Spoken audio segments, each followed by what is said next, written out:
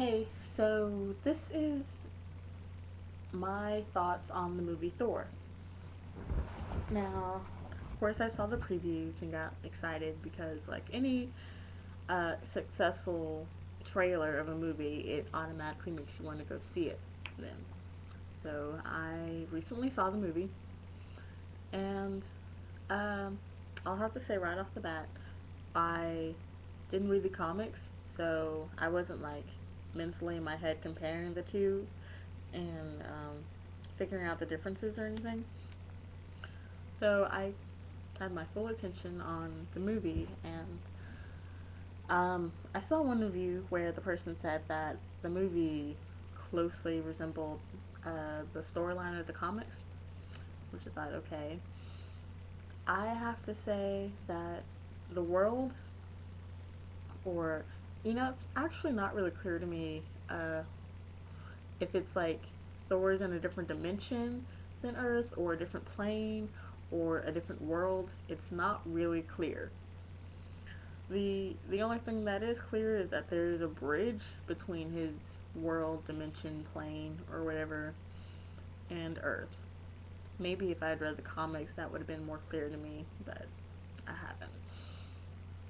Um, so the storyline that takes place with Thor in his world, it was pretty generic. Uh, it was a little bit different, but basically generic. Uh, Arrogant, prideful son.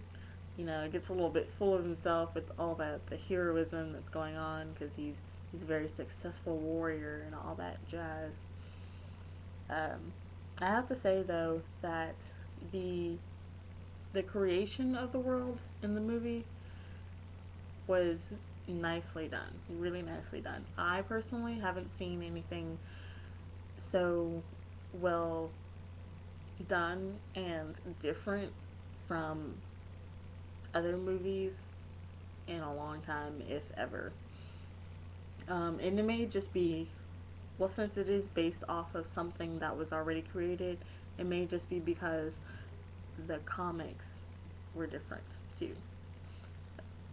But, so Thor, he's up there, he gets a little bit prideful, and he decides to take charge of things when bad events happen and his, I guess, world or plane or something is threatened by a neighboring world or plane or dimension.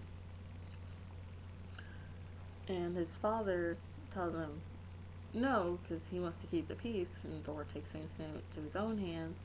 And then when he gets done with that, uh, you know, he basically gone against his father's wishes, and they have a conflict argument there.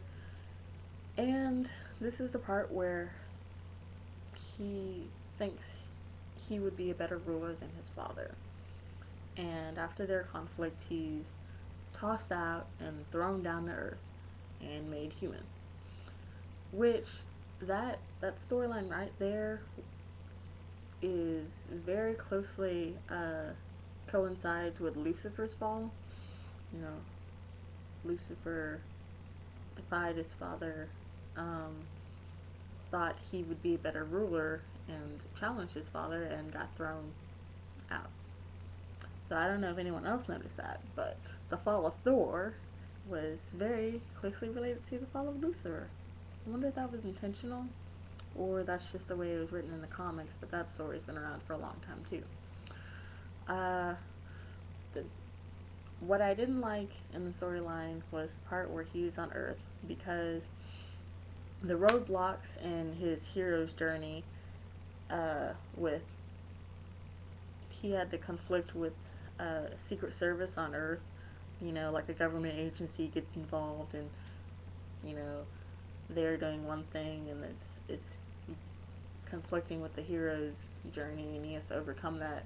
That part of the story seemed very loosely put together, and it wasn't. It was.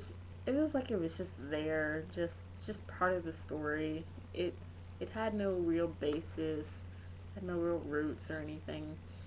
Uh, the fact that he meets this girl, the love interest in the storyline really bothered me too. I couldn't stand it. It was like, oh, because there's a male main character and it follows a female main character too. It's like they just had to be together just on principle of there being two main characters of the opposite sex. And I'm so sick of movies making love interest out of opposite sex main characters, because there's no build up. There wasn't any real chemistry between the two. They were just fascinated with each other. He's fascinated with him because he shows chivalry and he seems honorable and he's very attractive. And he's fascinated with her basically for the same reasons. And that's no nah. So yeah, I pretty much didn't really watch the parts with the love interest, and I was severely disappointed when Thor overcomes the whole government blockade in his hero's journey to get to try to claim what should be rightfully his hammer. He gets to it and he can't reclaim it because he's unworthy still, and he has this epiphany or revelation, and he gets all upset and he has to reconcile with that. And then afterwards, he basically just I don't want to say give up, but he doesn't do anything to try to be worthy enough to reclaim what should be rightfully his and become respectable in his father's eyes to maybe go back home.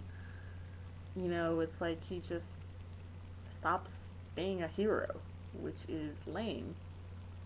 Uh, and it isn't until his friends come back to try to take him home, and then the bad thing that his brother sends down to try to destroy him, so that Thor won't get in the way of his trying to do his thing up in their world.